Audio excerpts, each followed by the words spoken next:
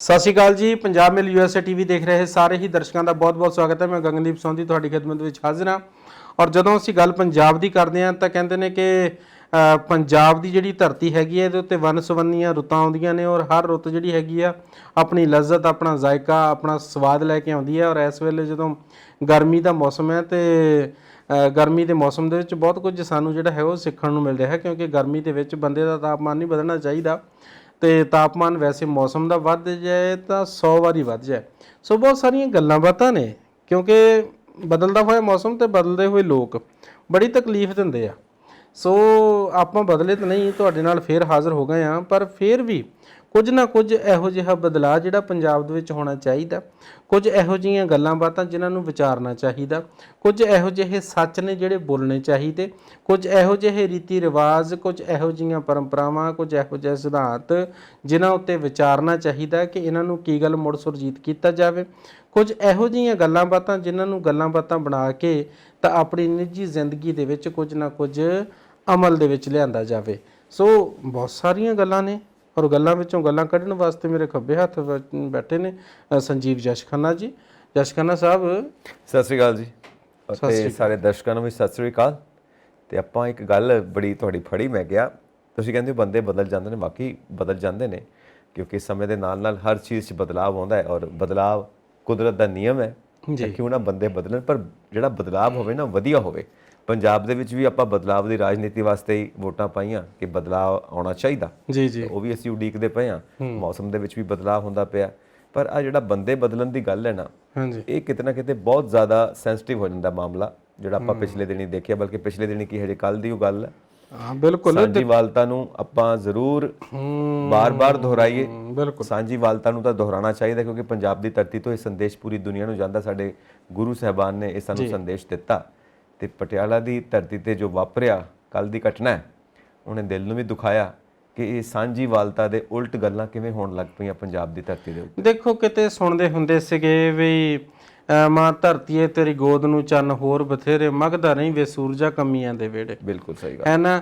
ਕਮੀਆਂ ਨੇ ਜਿਹੜਾ ਹੈਗਾ ਉਹ ਹੱਥੀਂ ਕਿਰਤ ਕਰਨੀ, ਕਾਸ਼ਤਕਾਰਾਂ ਨੇ ਕਾਸ਼ਤ ਕਰਨੀ, ਕਿਸਾਨਾਂ ਨੇ ਜਿਹੜਾ ਹੈਗਾ ਉਹ ਫਸਲ ਨੂੰ ਚੁੱਕਣਾ, ਚੁੱਕ ਕੇ ਮੰਡੀਆਂ ਤੱਕ ਲਿਜਾਣਾ, ਮੰਡੀਆਂ ਤੱਕ ਜਾ ਕੇ ਫਿਰ ਜਿਹੜੇ ਹਿੰਦੂ ਭਾਈਚਾਰੇ ਦੇ ਸਾਡੇ ਆੜ੍ਹਤੀਏ ਨੇ ਉਹਨਾਂ ਨੂੰ ਵੇਚਣਾ। ਕਿੱਥੋਂ ਇਹ ਗੱਲ ਸ਼ੁਰੂ ਹੋਈ ਆ ਤੇ ਫਿਰ ਉਹ ਸਾਰਾ ਕੁਝ ਵੇਚ ਵੱਟ ਕੇ ਫਿਰ ਜਿਹੜਾ ਇੱਧਰਲਾ ਹਿਸਾਬ ਹੁੰਦਾ ਸੀਗਾ ਮਜ਼ਦੂਰਾਂ ਦੀ ਮਜ਼ਦੂਰੀ ਦੇ ਦੇਣੀ, ਉਸ ਤੋਂ ਬਾਅਦ ਵਿੱਚ ਘਰ ਜਿਹੜੀ ਹੈਗੀ ਉਹ ਕਣਕ ਰੱਖਣੀ ਤੇ ਮਜ਼ਦੂਰ ਨੂੰ ਵੀ ਉਹ ਕਣਕ ਖਿਲਾਉਣੀ। ਫਿਰ ਜਿਹੜੀ ਕਣਕ ਉਹਨਾਂ ਨੇ ਮੰਡੀ ਸਪਲਾਈ ਕੀਤੀ ਹੋਣੀ ਉਹ ਆੜ੍ਹਤੀਆਂ ਦੇ ਘਰਾਂ ਦੇ ਵਿੱਚ ਵੀ ਜਾਣੀ। ਮਤਲਬ ਕਹਿਣ ਦਾ ਵੀ ਇੱਕ ਸਾਂਝੀਵਾਲਤਾ, ਇੱਕ ਚੇਨ ਜਿਹੜੀ ਹੈ ਉਹ ਪੂਰੀ ਦੀ ਪੂਰੀ ਜਿਹੜੀ ਹੈ ਉਹ ਜੁੜੀ ਹੋਈ ਸੀਗੀ। ਕਦੀ ਝੋਨਾ ਘਟ ਗਿਆ, ਕਦੀ ਕਣਕ ਜਿਹੜੀ ਹੈਗੀ ਆ ਉਹ ਵੱਧ ਗਈ। ਇਹਨਾਂ ਗੱਲਾਂ ਨੇ ਸਾਰ ਲਿਆ, ਤੇਰੇ ਅਦਲ ਬਦਲ ਨੇ ਮਾਰ ਲਿਆ।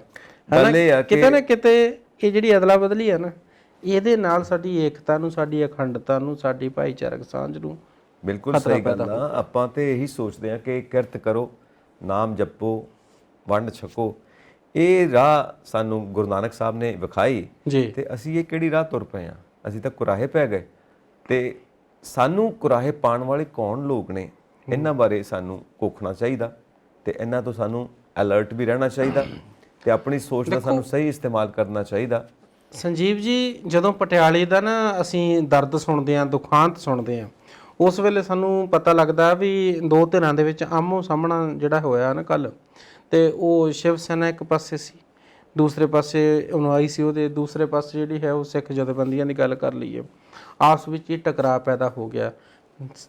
ਕਹਿੰਦੇ ਹੁੰਦੇ ਆ ਵੀ ਦੋ ਜਿਹੜੇ ਭਰਾ ਨੇ ਨਾ, ਜਦੋਂ ਆਪਸ ਵਿੱਚ ਹੀ ਕੰਧ ਪਾਉਂਦੇ ਆ ਘਰ ਦੇ ਵਿੱਚ, ਤੇ ਉਸ ਵੇਲੇ ਇੱਕ ਦਿਲ ਨੂੰ ਹੇਰਵਾ ਲੱਗਦਾ। ਬਿਲਕੁਲ ਲੱਗਦਾ। ਤੇ ਉਹ ਕੰਧ ਨਾ ਪਾ ਕੇ, ਕੰਧ ਨੂੰ ਪੂਰੀ ਤਰ੍ਹਾਂ ਨਾਲ ਢਾਹ ਕੇ ਜਦੋਂ ਇੱਕ ਦੂਜੇ ਦੇ ਗਲਵੇਂ ਫੜ ਲੈਣ, ਫਿਰ ਮਰਨ ਤੇ ਗੱਲ ਚੱਲ ਜਾਂਦੀ ਹੈ। ਇਹ ਏਡਾ ਵੱਡਾ ਜਿਹੜਾ ਦੁਖਾਂਤ ਹੈ ਨਾ, ਉਹ ਕਦੀ ਨਹੀਂ ਦੇਖਣ ਨੂੰ ਮਿਲਿਆ ਸੀਗਾ। ਅਸੀਂ ਤਾਂ ਭਾਈਚਾਰਕ ਸਾਂਝ ਦਾ ਸੰਦੇਸ਼ ਦੇਣ ਵਾਸਤੇ ਪੈਦਾ ਹੋਏ ਸੀਗੇ। ਤੇਰੀ ਰਜ਼ਾ ਨਾਲ ਦਿਨ ਰਾਤ ਚੱਲਦੇ ਨੇ ਮਾਲਕਾ, ਚੁੱਲ੍ਹੇ ਚਿਰਾਗ ਤੇ ਦੀਵੇ ਬਲਦੇ ਨੇ ਮਾਲਕਾ।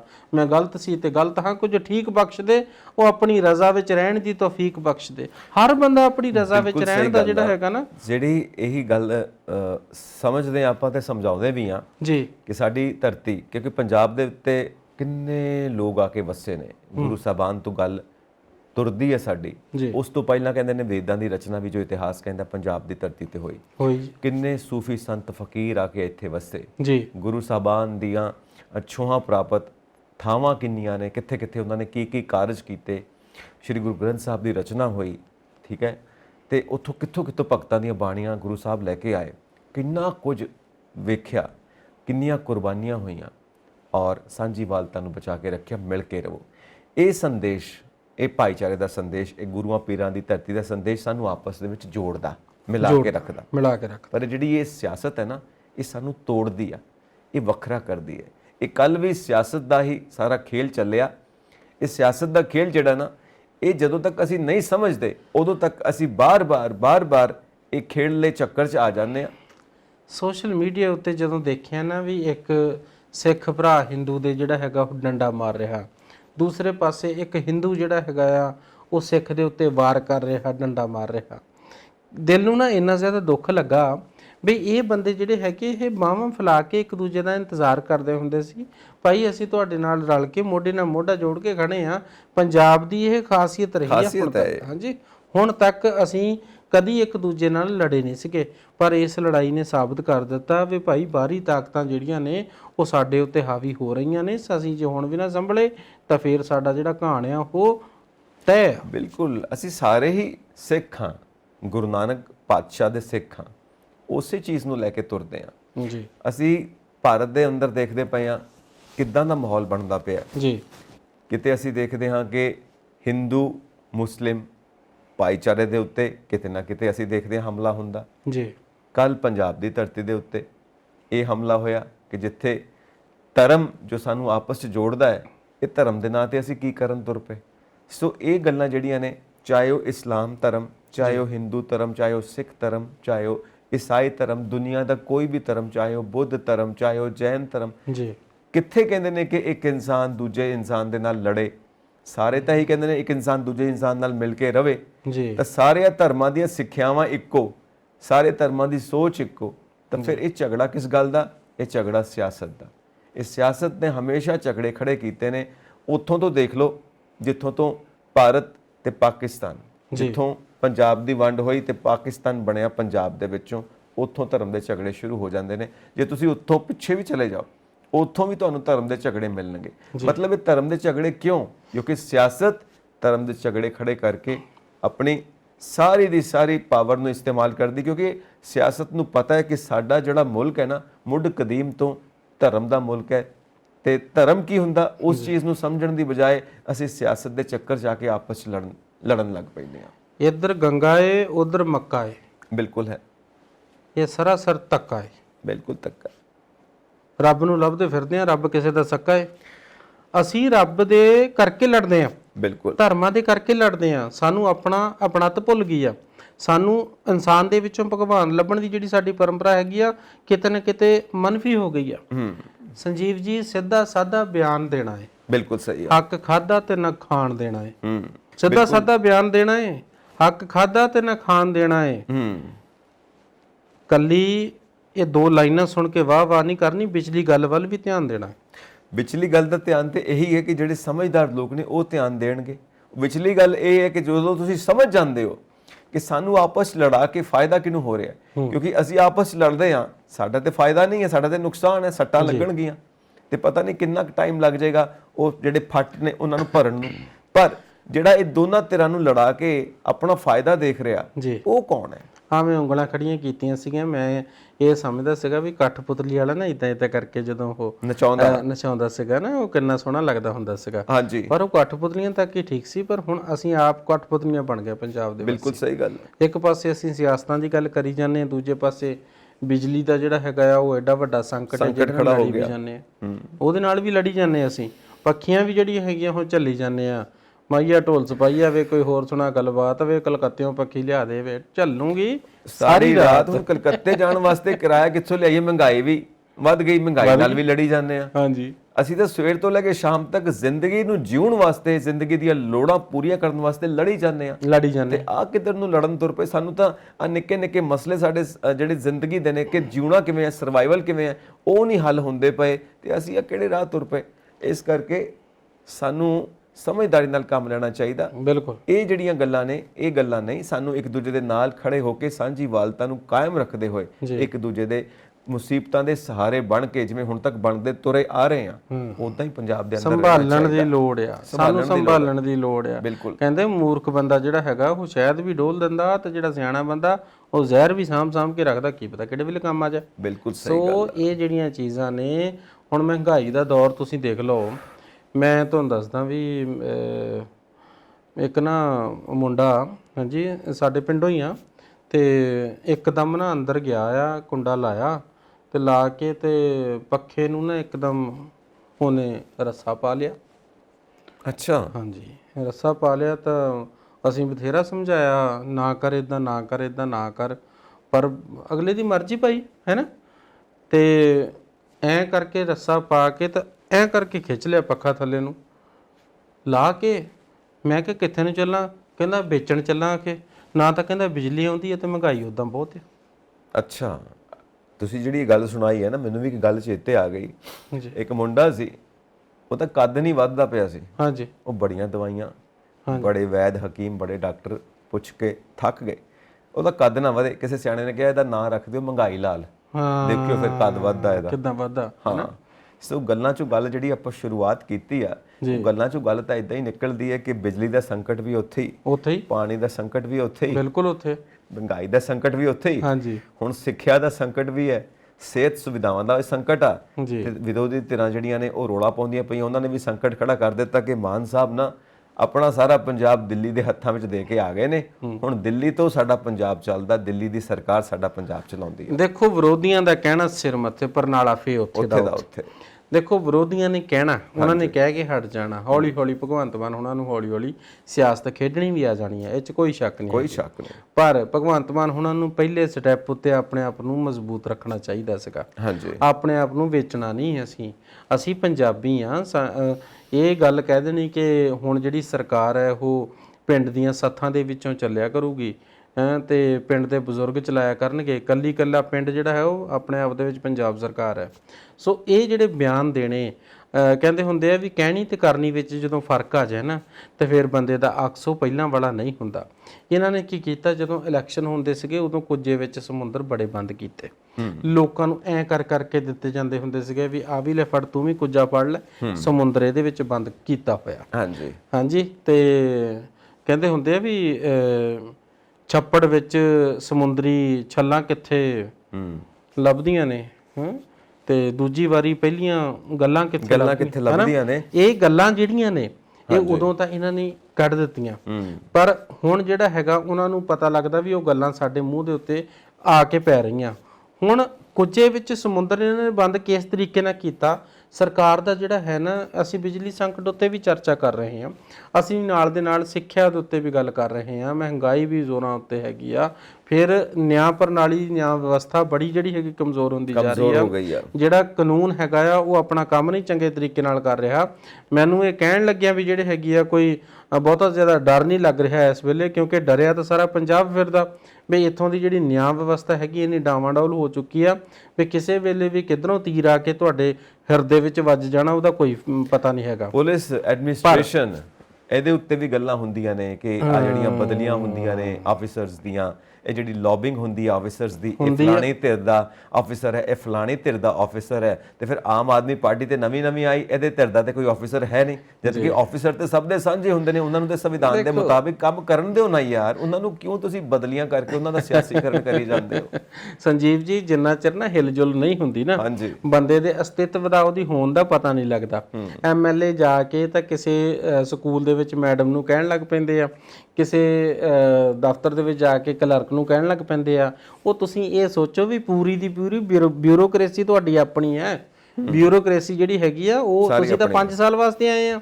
ਬਿਊਰੋਕ੍ਰੇਸੀ ਜਿਹੜੀ ਹੈਗੀ ਆ ਉਹ 58 ਸਾਲ ਤੱਕ, ਜਦੋਂ ਤੱਕ ਉਹ ਰਿਟਾਇਰ ਨਹੀਂ ਹੋ ਜਾਂਦੀ ਉਦੋਂ ਤੱਕ ਉਹ ਉੱਥੇ ਆਪਣੇ ਟਿਕਾਣੇ ਤੇ, ਉਹਨੂੰ ਜ਼ਿੰਮੇਵਾਰ ਕਿੱਦਾਂ ਬਣਾਉਣਾ ਇਹ ਸੋਚੋ। ਦਿੱਲੀ ਵਾਲੀ ਜਿਹੜੀ ਪ੍ਰਥਾ ਹੈ ਨਾ ਉਹ ਚੰਡੀਗੜ੍ਹ 'ਚ ਲਾਗੂ ਹੋ ਚੁੱਕੀ ਹੈ, 60 ਸਾਲ ਹੋ ਗਏ ਉੱਥੇ ਰਿਟਾਇਰਮੈਂਟ ਦੀ। ਜੀ ਤੇ ਬਾਕੀ ਥਾਂ ਤੇ 58 ਸਾਲ ਹੈ। ਇਹਨੂੰ ਕਹਿੰਦੇ ਕੁੱਜੇ 'ਚ ਸਮੁੰਦਰ ਬੰਦ ਕਰਨਾ। ਵਾਹ ਜੀ। ਮੈਨੂੰ ਗੱਲ ਚੇਤੇ ਆ ਗਈ ਵੀ ਇੱਕ ਵਾਰੀ ਇੱਕ ਮਾਤਾ ਜੀ, ਬਜ਼ੁਰਗ ਮਾਤਾ, ਮੈਂ ਕਹਿੰਦਾ ਜੀ ਗਰੀਬੜੀ ਮਾਤਾ, ਉਹਨੂੰ ਅੱਖਾਂ ਤੋਂ ਜਿਹੜੀ ਸੀਗੀ ਉਹ ਨਵੀਨੀ ਸੀਗੀ ਤੇ ਉਹਨੂੰ ਨਹੀਂ ਦਿਸਦਾ ਸੀਗਾ ਕੁਝ ਵੀ, ਉਹਨੂੰ ਬਿਲਕੁਲ ਹਨੇਰਾ ਸੀਗਾ ਤੇ ਗਰੀਬ ਵੀ ਉਹ ਅੱਤ ਦੀ, ਤੇ ਬਸ ਰੱਬ ਰੱਬ ਕਰਦੀ ਰਹਿੰਦੀ ਸੀਗੀ। ਨਾ ਉਹਦਾ ਕੋਈ ਧੀ ਸੀਗਾ, ਨਾ ਉਹਦਾ ਕੋਈ ਪੁੱਤ ਸੀਗਾ, ਨਾ ਉਹਦੇ ਆਲੇ, ਨਾ ਕੋਈ ਦੁਆਲੇ, ਨਾ ਕੋਈ ਰਿਸ਼ਤੇਦਾਰ, ਕੁਝ ਵੀ ਨਹੀਂ ਸੀਗਾ ਉਹਦੇ ਕੋਲ।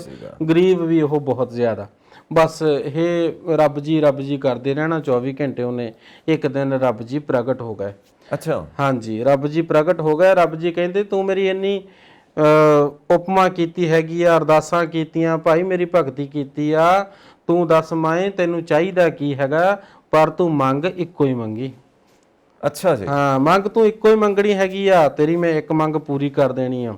ਉਹ ਕਹਿੰਦੀ ਆ ਵੀ ਹੁਣ ਮੈਂ ਕੀ ਮੰਗਾ, ਜੇ ਮੈਂ ਧਨ ਦੌਲਤ ਮੰਗਦੀ ਆ ਤਾਂ ਮੈਂ ਅੱਖਾਂ ਤੋਂ ਬਿਨਾਂ ਕਿੱਦਾਂ ਦੇਖੂੰਗੀ, ਜੇ ਮੈਂ ਅੱਖਾਂ ਮੰਗਦੀ ਆ ਤਾਂ ਮੈਂ ਤਾਂ ਉਦਾਂ ਹੀ ਗਰੀਬੜੀ ਹੈਗੀ ਆ, ਮੈਨੂੰ ਸਾਂਭਣ ਵਾਲਾ ਕੋਈ ਨਹੀਂ ਹੈਗਾ। ਮੈਂ ਧੀਆਂ ਪੁੱਤ ਵੀ ਮੰਗਦੀ ਆ, ਉਹਨਾਂ ਨੇ ਵੀ ਤਾਂ ਮੈਨੂੰ ਆ ਕੇ ਘਰੋਂ ਬਾਹਰ ਹੀ ਕੱਢਣਾ ਹੈਗਾ ਆ, ਕਿਉਂਕਿ ਮੈਂ ਅੱਖਾਂ ਤੋਂ ਦੇਖ ਵੀ ਨਹੀਂ ਸਕਦੀ। ਸੋ ਜੇ ਮੈਂ ਮਾਲ ਡੰਗਰ ਮੰਗ ਲੈਣੀ ਆ, ਪਸ਼ੂ ਮੰਗ ਲੈਣੀ ਆ, ਤਾਂ ਫੇਰ ਵੀ ਜਿਹੜਾ ਹੈਗਾ ਉਹ ਕਿਸੇ ਸਾਂਭੂਗਾ ਕੌਣ। ਸੋ ਇਹ ਸਾਰੀਆਂ ਚੀਜ਼ਾਂ ਜਿਹੜੀਆਂ ਹੈਗੀਆਂ ਉਹਦੇ ਮਨ ਵਿੱਚ, ਦਿਮਾਗ ਦੇ ਵਿੱਚ ਆਈ ਜਾਂਦੀਆਂ। ਪਰ ਆਖਿਰਕਾਰ ਕਹਿੰਦੀ ਰੱਬ ਜੀ ਵੀ ਮੈਂ ਮੰਗ ਮੰਗਣੀ ਤੁਹਾਡੇ ਕੋਲੋਂ। ਰੱਬ ਜੀ ਕਹਿੰਦੇ ਮੰਗੋ, ਫੇ ਕੀ ਮੰਗਦੀਆਂ? ਕਹਿੰਦੀ ਜੀ ਮੇਰੀ ਮੰਗ ਸਿਰਫ ਇੰਨੀ ਆ ਵੀ ਮੈਂ ਆਪਣੀ ਨੂੰਹ ਨੂੰ ਸੋਨੇ ਦੀ ਮਧਾਣੀ 'ਚ ਦੁੱਧ ਰਿੜਕਦੀ ਦੇਖਾਂ। ਲਓ ਜੀ, ਇੱਕ ਲਾਈਨ 'ਚ ਸਭ ਕੁਝ ਮੰਗ ਲਿਆ ਮਾਤਾ ਨੇ। ਬੜੀ ਸਿਆਣੀ ਮਾਤਾ। ਹਾਂਜੀ, ਮੈਂ ਆਪਣੀ ਨੂੰਹ ਨੂੰ, ਜੇ ਨੂੰਹ ਆ ਤਾਂ ਪੁੱਤ ਵੀ ਦੇਣੇ ਪੈਣਗੇ। ਸੋਨੇ ਦੀ ਮਧਾਣੀ, ਸੋਨੇ ਦੀ ਮਧਾਣੀ ਦਾ ਮਤਲਬ ਅਮੀਰੀ ਦੇਣੀ ਪਊਗੀ। ਉਹ ਦੁੱਧ ਰਿੜਕਦੀ, ਉਹਨੂੰ ਦੁੱਧ ਵੀ ਦੇਣਾ ਪਊਗਾ, ਮਾਲ ਡੰਗਰ ਵੀ ਦੇਣਾ ਪਊਗਾ। ਅੱਖਾਂ ਵੀ ਠੀਕ ਹੋ ਗਈਆਂ। ਆਖਰਕਾਰ ਕਹਿੰਦੀ ਆ ਵੀ ਮੈਂ ਆਪਣੀ ਨੂੰਹ ਨੂੰ ਸੋਨੇ ਦੀ ਮਧਾਣੀ 'ਚ ਦੁੱਧ ਰਿੜਕਦੀ ਦੇਖਾਂ। ਏਦਾਂ ਸਿਆਣਾ ਹੋਣਾ ਚਾਹੀਦਾ। ਆ ਕਿਸੇ ਨੇ, ਇਹਨੂੰ ਕਹਿੰਦੇ ਸਿਆਣਾ। ਕੁੱਜੇ 'ਚ ਸਮੁੰਦਰ ਬੰਦ ਕਰਨਾ।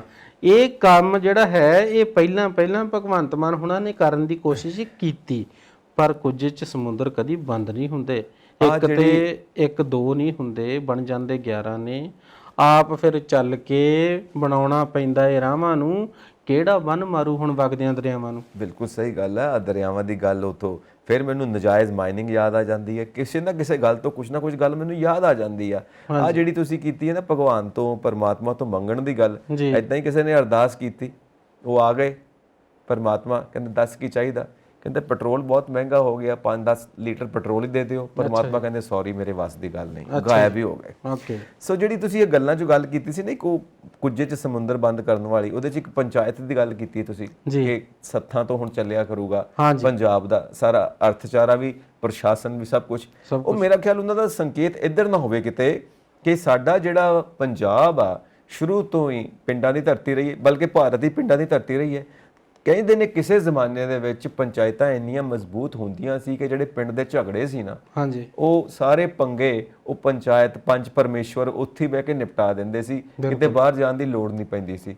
ਹੋ ਸਕਦਾ ਕਿ ਮਾਨ ਸਾਹਿਬ ਕਹਿੰਦੇ ਹੁਣ ਕਿ ਮੁੜ ਤੋਂ ਪਿੰਡਾਂ ਨੂੰ, ਉਹ ਪੰਚਾਇਤਾਂ ਨੂੰ ਇੰਨਾ ਸਟਰੋਂਗ ਕਰ ਦਈਏ ਕਿ ਜਿਹੜਾ ਤੁਸੀਂ ਨਾਲ ਗੱਲ ਕੀਤੀ ਨਾ ਜੁਡੀਸ਼ਰੀ ਦੇ ਉੱਤੇ, ਨਿਆਂ ਪ੍ਰਣਾਲੀ ਜਿਹੜੀ ਸਟਰੋਂਗ ਨਹੀਂ, ਕਿ ਨਿਆਂ ਪ੍ਰਣਾਲੀ ਦੇ ਉੱਤੇ ਬੋਝ ਇੰਨਾ ਕਿ ਕੇਸ ਨਿਆਂ ਪ੍ਰਣਾਲੀ ਦੇ ਵਿੱਚ ਨਾ ਆਉਣ, ਉਹ ਪਿੰਡਾਂ ਦੇ ਝਗੜੇ ਪਿੰਡਾਂ 'ਚ ਹੀ ਨਿਪਟਾ ਦਿਓ। ਇਸ ਕਰਕੇ ਪਿੰਡਾਂ ਨੂੰ, ਪਿੰਡਾਂ ਦੀ ਪੰਚਾਇਤ ਨੂੰ ਇੰਨਾ ਮਜ਼ਬੂਤ ਕਰੋ। ਪਰ ਜ਼ਰੂਰੀ ਗੱਲ ਇਹ ਆ ਕਿ ਜਿਹੜਾ ਪੈਸਾ ਪਹੁੰਚਦਾ ਨਾ ਪੰਚਾਇਤਾਂ ਕੋਲ, ਉਹ ਜਿਹੜੇ ਕਈ ਸਰਪੰਚ ਬੜੇ ਜ਼ਬਰਦਸਤ ਨੇ, ਪੈਸਾ ਆਪ ਹੀ ਖਾ ਜਾਂਦੇ ਨੇ। ਜਿੱਥੇ ਪੈਸਾ ਲੱਗਣਾ ਚਾਹੀਦਾ ਉੱਥੇ ਲੱਗਣ ਨਹੀਂ ਦਿੰਦੇ। ਉਹ ਬੇਈਮਾਨੀ ਦੂਰ ਹੋ ਜਾਵੇ ਤਾਂ ਖੈਰ ਇਹ ਵੀ ਵਧੀਆ ਹੋ ਸਕਦਾ। ਇਹ ਤਾਂ ਤੁਸੀਂ ਇੱਕ ਪੱਖ ਜਿਹੜਾ ਹੈਗਾ ਉਹ ਰੱਖ ਦਿੱਤਾ ਮੂਹਰੇ। ਕਈ ਸਰਪੰਚ ਇਹੋ ਜਿਹੇ ਜਿਨ੍ਹਾਂ ਦੇ ਉੱਤੇ ਸਰਪੰਚ ਬੈਠੇ ਨੇ, ਮਤਲਬ ਸਰਪੰਚ ਮੇਕਰ, ਕਿੰਗ ਮੇਕਰ ਜਿਹੜੇ ਹੁੰਦੇ, ਸਰਪੰਚ ਮੇਕਰ ਵੀ ਸੁਪਰ ਸਰਪੰਚ ਉਹਨਾਂ ਨੂੰ ਕਿਹਾ ਜਾਂਦਾ ਆ। ਉਹ ਤਾਂ ਤੁਸੀਂ ਦੇਖ ਲਓ ਵੀ ਉਹ ਇਹੋ ਜਿਹੇ ਸਰਪੰਚ ਹੁੰਦੇ ਆ, ਭਰੀ ਪੰਚਾਇਤ ਵਿੱਚ ਉਹਨਾਂ ਦੇ ਮੂਹਰੇੋਂ ਗਲਾਸ ਪਾਣੀ ਦਾ ਚੱਕ ਲੈਂਦੇ ਲੋਕੀ। ਕਮਾਲ ਹੋ ਗਈ। ਉਹ ਜਾ ਭਰਾਵਾ ਅਸੀਂ ਨੇ ਤੇਰੇ ਕੋਲੋਂ ਫੈਸਲਾ ਕਰਾਉਣਾ, ਜਾ ਤੂੰ ਸਰਪੰਚ ਹੋਏਗਾ। ਆਹ ਤਾਂ ਗੱਲਾਂ ਹੁੰਦੀਆਂ ਨੇ। ਸੋ ਕਿਤੇ ਨਾ ਕਿਤੇ ਸਾਨੂੰ ਸੋਚਣ ਦੀ ਜ਼ਰੂਰਤ ਹੈਗੀ ਆ। ਭਾਵਨਾ ਤਾਂ ਕੱਲੀਆਂ ਦੇ ਕੇ ਤੁਸੀਂ ਕੀ ਕਰੋਗੇ? ਜੇ ਕਿਸੇ ਦੀ ਘਰ ਵਾਲੀ ਸਰਪੰਚ ਹੈਗੀ ਆ ਤਾਂ ਉਹਦੇ ਘਰ ਵਾਲੇ ਨੂੰ ਵੀ ਕਹੀ ਜਾਣਾ ਸਰਪੰਚ ਸਾਹਿਬ ਆ ਗਏ, ਸਰਪੰਚ ਸਾਹਿਬ ਘਰ ਹੈਗੇ ਆ। ਉਹ ਅਸੀਂ ਔਰਤਾਂ ਦੀ 33% ਜਿਹੜੀ ਰਿਜ਼ਰਵੇਸ਼ਨ ਹੈਗੀ ਆ ਕੈਪਟਨ ਸਾਹਿਬ ਨੇ ਉਹ ਤਾਂ ਕਰ ਦਿੱਤੀ, ਉਹ ਸਾਰਿਆਂ ਨੂੰ ਦਿਸ ਪਈ। ਪਰ ਇੰਨਾ ਕਦੀ ਕਿਸੇ ਨੇ ਨਹੀਂ ਸੋਚਿਆ ਵੀ ਭਾਈ ਉਹ ਜਿਹੜੀ ਇੱਕ ਜ਼ਨਾਨੀ ਨੂੰ ਸਰਪੰਚ ਬਣਾਇਆ ਆ, ਉਹਨੂੰ ਤੁਸੀਂ ਸਰਕਾਰੀ ਦਰਬਾਰੇ ਜਿਹੜਾ ਕੰਮ ਕਰ ਰਿਹਾ ਉਹ ਵੀ ਸਿਖਾਓ। ਉਹਨੂੰ ਪਤਾ ਹੋਣਾ ਚਾਹੀਦਾ ਕਿ ਕਿਸ ਤਰੀਕੇ ਨਾਲ ਆ ਜਿਹੜੇ ਕੰਮ ਨੇ ਉਹ ਕਿਸ ਤਰੀਕੇ ਨਾਲ ਹੁੰਦੇ ਨੇ। ਕੱਲੇ ਹੱਕ ਦੇਣ ਦੇ ਨਾਲ ਵਰਬਲੀ ਜਾਂ ਫਿਰ ਸਿਰਫ ਕਾਗਜ਼ਾਂ ਦੇ ਵਿੱਚ ਕਾਗਜ਼ੀ ਕਾਰਵਾਈ ਕਰਨ ਵਾਸਤੇ ਜਿਹੜਾ ਹੈ ਨਾ ਇਹ ਖਾਨਾ ਪੂਰਤੀ ਨਹੀਂ ਹੋਣੀ ਚਾਹੀਦੀ। ਇਹ ਜਿਹੜੀਆਂ ਚੀਜ਼ਾਂ ਨੇ ਇਹਦੇ ਨਾਲ ਬੈਲੈਂਸ ਜਿਹੜਾ ਹੈ ਇੱਕ ਬਣਾਇਆ ਜਾ ਸਕਦਾ। ਗੱਲ ਇਹ ਹੈ ਨਾ ਕਿ ਜਿਹੜਾ ਕੁਝ ਸੰਵਿਧਾਨ 'ਚ ਲਿਖਿਆ, ਜਿਹੜਾ ਕੁਝ ਰੂਲਸ ਦੇ ਵਿੱਚ ਲਿਖਿਆ, ਹੂਬਹੂ ਵੈਸਾ ਅਪਣਾਓ। ਬਾਬਾ ਸਾਹਿਬ ਨੇ ਜੋ ਭੀਮਰਾਓ ਅੰਬੇਦਕਰ ਸਾਹਿਬ ਨੇ ਜੋ ਸਾਡਾ ਸੰਵਿਧਾਨ ਬਣਾਇਆ, ਬੜਾ ਖੂਬਸੂਰਤ ਬਣਾਇਆ ਜੀ। ਅਸੀਂ ਉਹਨੂੰ ਹੂਬਹੂ ਲਾਗੂ ਕਰੀਏ, ਉਹਦੇ ਮੁਤਾਬਿਕ ਚੱਲੀਏ। ਹਾਂ, ਉਹਨਾਂ ਨੇ ਪ੍ਰੋਵੀਜ਼ਨ ਵੀ ਦਿੱਤੇ ਨੇ ਕਿ ਇਸ ਵਕਤ ਇਹ ਸੰਵਿਧਾਨ ਹੈ ਜਿਹਦੇ 'ਚ ਸੋਧ ਕਰਨ ਦੀ ਲੋੜ ਹੈ, ਜਿੱਥੇ ਜਿੱਥੇ ਕਮੇਟੀ ਬਿਠਾਓ, ਚਰਚਾ ਕਰੋ, ਉਹਦੇ 'ਚ ਸੋਧ ਵੀ ਕਰੋ। ਇਹ ਵੀ ਪ੍ਰੋਵੀਜ਼ਨ ਹੈਗਾ ਕਿ ਟਾਈਮ ਦੇ ਨਾਲ ਨਾਲ ਸੋਚ ਬਦਲਦੀ ਹੈ, ਜ਼ਰੂਰਤਾਂ ਬਦਲਦੀਆਂ ਨੇ, ਉਹਦੇ ਮੁਤਾਬਿਕ ਚੇਂਜ ਕਰੋ ਸਭ ਕੁਝ। ਆਪਾਂ ਸ਼ੁਰੂ 'ਚ ਗੱਲ ਕੀਤੀ, ਚੇਂਜ ਲਾ ਹੈ, ਨੇਚਰ ਦਾ, ਕੁਦਰਤ ਦਾ ਨਿਯਮ ਹੈ। ਸੰਵਿਧਾਨ ਤੋਂ ਵੱਡੀ ਜਿਹੜੀ ਹੈਗੀ ਆ ਉਹ ਕਿਤਾਬ ਹੋਰ ਕਿਹੜੀ ਹੋ ਸਕਦੀ ਹੈ ਜਿਹਦੇ ਵਿੱਚ ਰਾਸ਼ਟਰਪਤੀ ਨੂੰ ਜਿਹੜਾ ਹੈਗਾ ਉਹ 52 ਤੋਂ ਲੈ ਕੇ 62 ਆਰਟੀਕਲ ਤੱਕ ਤੁਸੀਂ ਰਾਸ਼ਟਰਪਤੀ ਨੂੰ ਚੁਣਨ ਵਾਸਤੇ ਵੀ ਆਰਟੀਕਲ ਲਿਖੇ ਹੋਏ ਨੇ। ਬਿਲਕੁਲ ਸਹੀ ਗੱਲ ਹੈ। ਹਰ ਚੀਜ਼ ਨੂੰ ਉਹਨਾਂ ਨੂੰ ਹਟਾਉਣ ਵਾਸਤੇ, ਮਹਾਦੋਸ਼ ਲਾਉਣ ਵਾਸਤੇ ਉਹਨਾਂ ਉੱਤੇ ਆਰਟੀਕਲ ਹੈ ਔਰ ਹਰ ਗੱਲ ਦਾ ਇੱਕ ਸੈਕਸ਼ਨ ਹੈ, ਹਰ ਗੱਲ ਦਾ ਸੈਗਮੈਂਟ ਬਣਾਇਆ ਹੋਇਆ ਕਿ ਕਿੱਦਾਂ ਚੱਲਣਾ, ਕਿੱਦਾਂ ਚੱਲਣਾ।